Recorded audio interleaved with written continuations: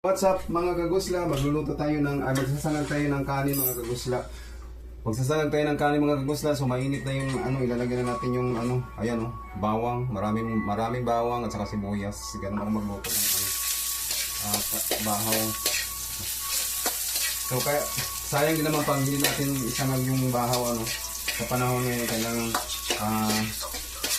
tayo matipid. Kailangan natin gawa natin ng paraan para makain natin yung bahaw. So ayan, lulutuin natin siya sa sangag mga kagusla. So masarap din naman ang sinangag sa umaga, tapos may kape ka, diba? Tapos may pritong itlog, saka kape. Sarap yun. Lagyan natin ang sibuyas. Ayan mga kagusla.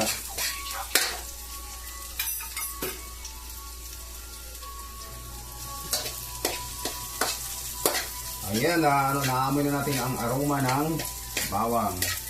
Saka, nagluto rin tayo kanina nagluto tayo ng kamote. Ayan. So may kamote rin tayo mga kagusla. Ayan, kamote.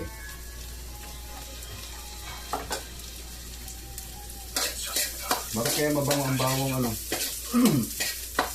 Naamoy na natin ang aroma ng bawang mga kagusla. Bango.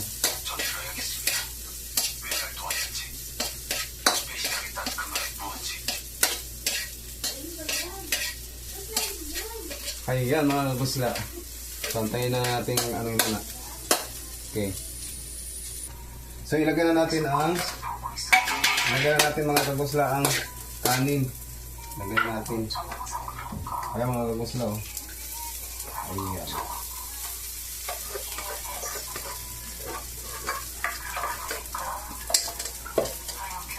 Ayan.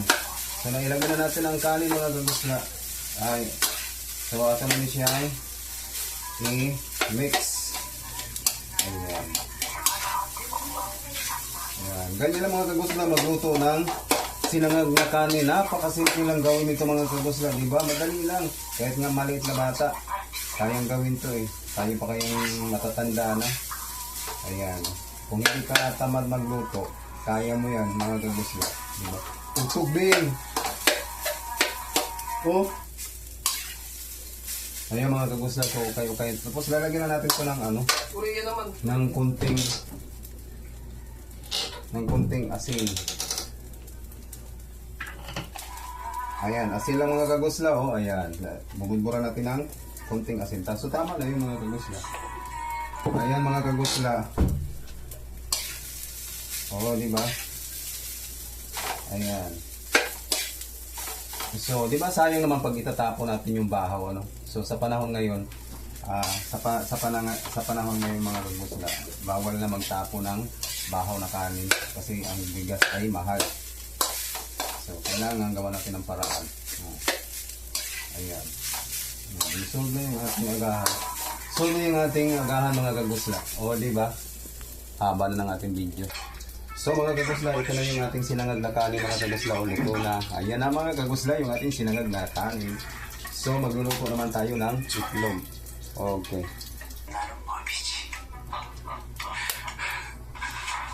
Luto naman tayo ng itlog mga kagusla.